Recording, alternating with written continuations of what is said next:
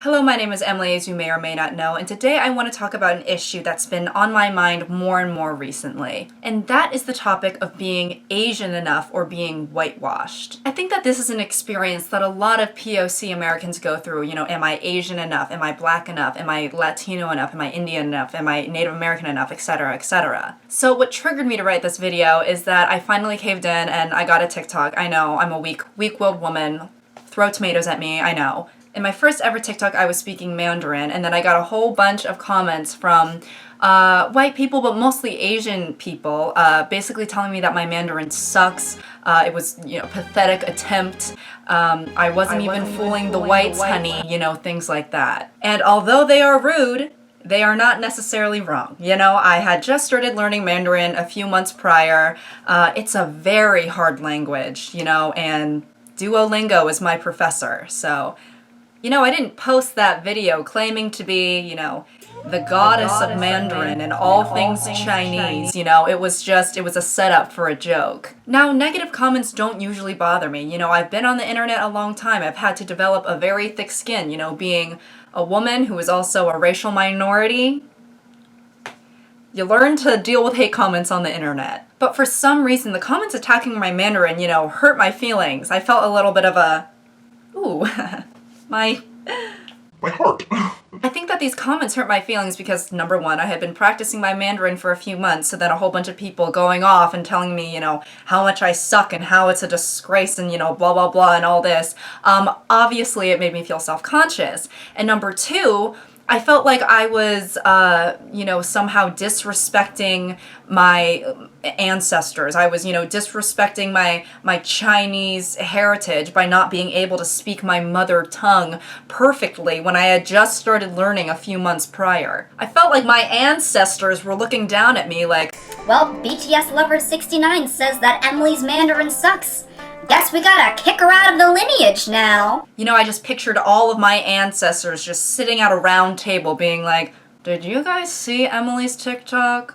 Her Mandarin, can we talk about that? But you know, I was born in America. I was born in a, you know, predominantly white environment that didn't really include a lot of elements of my heritage and my, you know, culture and whatnot. I have never been to China or Taiwan. I mean, I've never even been out of the country at all. I don't even have a passport. And up until recently, I hadn't really ever been too interested in learning about my culture or learning my language because, quite frankly, when I was growing up, I just wanted to be like the other kids who happened to be white. I didn't want to be set apart from my popular peers. You know, I aspired to be similar to them and be friends with them. I shopped at J.Crew. I got a Vera Bradley lunchbox and wristlet. I had all of those little Bath and Body Works hand sanitizers that you could even imagine. It was just sweet pea kingdom in my house, honey. You know, I went the whole 9 yards to fit in with those girls. So because I tried so badly to fit into my immediate environment, which was predominantly white, and I didn't really make an effort into learning more about my culture or my language up until very recently, I mean, does that make me whitewashed? Emily, how do you say happy birthday in Chinese? Happy birthday? 生日快乐. Oh, okay, perfect, thank you. Excuse me, ma'am, I'm sorry. I was just sitting over there and I couldn't help but notice that your Mandarin is complete trash. Do you mind if I sit here? Well, yeah, I mean, I do, actually. Yeah, we actually haven't seen each other in a few months, so... Excuse me if this comes off as rude, but I actually don't care. Get up so I can sit down. Well, that actually is quite rude. What? Don't get up! Sorry, he's scary, okay? No offense, just... We'll talk later. Hi there. Who are you? I'm from a network called the WWCAA, also known as the Whitewashed Chinese American Association, also known as WCA. I'm afraid that I've received a message from Bubble Tea Lover 34 on Instagram stating that you posted a video of yourself speaking Mandarin that was piss poor at best, and now I'm afraid that we're gonna have to rescind your Chineseness. What? Okay, I never said that I was good, okay? I just started learning, and also, it was just for a video. Quite frankly, I don't want to hear any excuses, okay? I'm just here on behalf of the WWCAA to let you know that you are in their records and you have officially been considered a banana. A banana? Yellow on the outside, but white on the inside. That seems offensive. It is. Anyway, so your new last name is going to be Smith, and we actually don't have to change your first name because Emily is already the most basic white girl name there is. Sorry, okay. Who are you to say that I'm not Chinese enough? Okay, what metric are you using? What metric am I using? I'm using whatever metric you're using. What? That doesn't make sense. I'm just a figment of your imagination. What are you talking about? I'm just a personification of the insecurities you have in regards to your race and nationality and the unspoken standards you hold yourself up to in order to feel validated as a member of your community. Wait, so you're not real? If I were real, could I do this? Squats? Yes, real people do them all the time. Well, then maybe you should start because, girl, you're about to be in the WWCAA and the AASLAB, Asian American shaped like a board. Oh, okay, what? Now you're just targeting all of my insecurities now? Hey, I'm just doing my job. Okay, if you don't want me here, then stop being so insecure. Actually, don't do that because then I would be unemployed.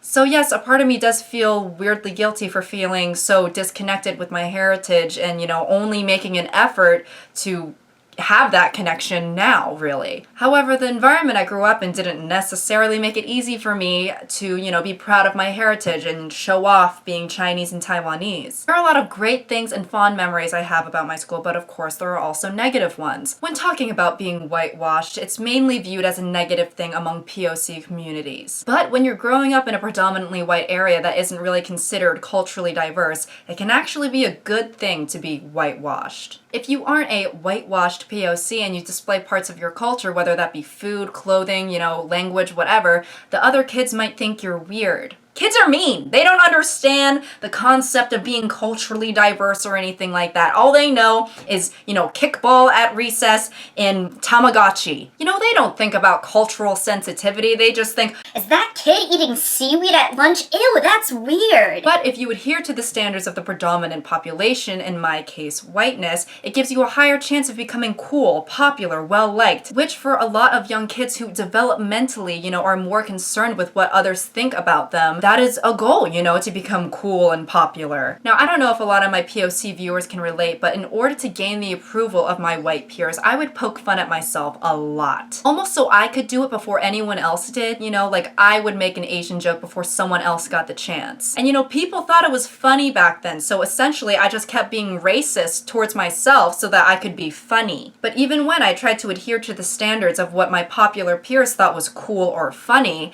I still couldn't change my appearance, there was still a sense of otherness. So yes, even if the people around me thought I was cool and funny and pretty, which I am all of the above, however, to them I was just pretty cool, funny for an Asian. In middle school, one of my friends at the time was trying to find me a boyfriend, and she says to me, "Oh, Emily, I think you could date Brayden. You're a cool enough Asian girl to get a white guy."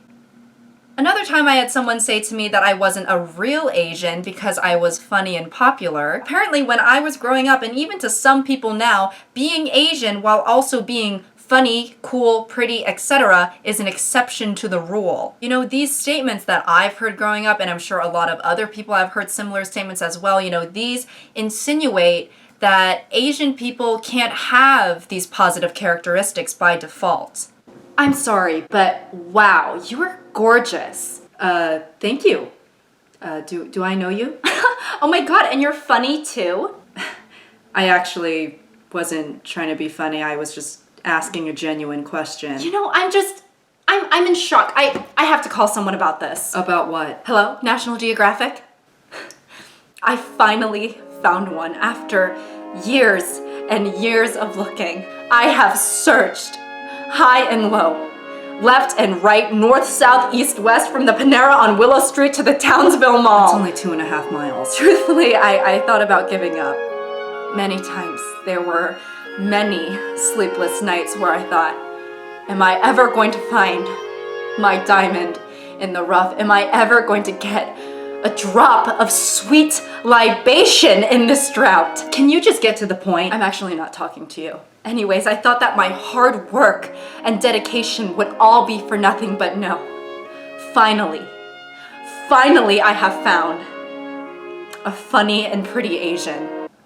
What? I didn't know that they existed, but finally you have enlightened me. This is like Incredibly racist. How is this racist? I mean, I'm simply stating that because of your ethnicity, I automatically assume that you're not pretty, funny, or cool, but because you are those things, you are an exception to the rule. Right, you kind of just asked me, how is this racist? But then you went on to list all of the reasons as to why it's racist. I'm just saying that I've never met a cool Asian, okay? But as Haley Williams once said, you are the only exception. Okay, sweetie, don't get me wrong. I know that I'm pretty, funny, and cool, and Asian, but there are a lot of us out there. Okay, listen, I think I would know a thing or two about the Asian population. There are 7 Asian kids in my school, and they're all nerds. They all eat sticky rice wrapped in a leaf. It's like, why not just use regular Tupperware? Why does the rice have to be so sticky? I'm sorry, are you still on the phone? Oh, no, they hung up on me a long time ago. But this should be a compliment to you, okay? I'm saying that you're pretty and funny. Well, you know, you're also kind of insulting my entire race by indicating that they can't have these qualities to begin with and that I'm somehow separated from the rest because I possess them. You know, suggesting that they're automatically inferior as a baseline. You know what? You know, now that I'm replaying the conversation in my head, I can see where you're coming from. Yeah. Anyways, I would like to talk about the term whitewashing as a whole. In regards to Hollywood and mainstream media, I think that that term is appropriate. However, in regards to people's everyday lives and the experiences of POC, it's not my cup of tea. I'm being called whitewashed, whether it's from a white person or another POC who's trying to, you know, shame me or something. You're indicating that I'm not Chinese enough for your standard. I'm an American who is also Chinese, and the truth is, we equate Americanness to whiteness. I do recognize the fact that in some ways whiteness and Americanness have to coincide because, you know, white people have had power and control over this country ever since it was stolen from the Native Americans. So to adhere to American customs is to adhere to the structures and social expectations that were made by white people. However, you know, this country is evolving. There are so many different ways to be American. You know, we have people from all different backgrounds in this country. There are so many more customs